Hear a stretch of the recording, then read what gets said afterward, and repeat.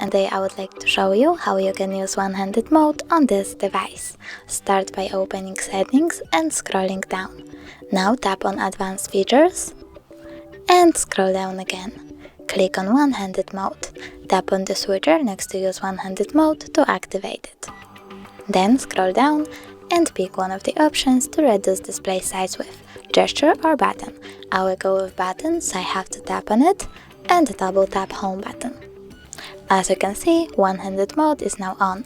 If you want to go back, tap on the black area.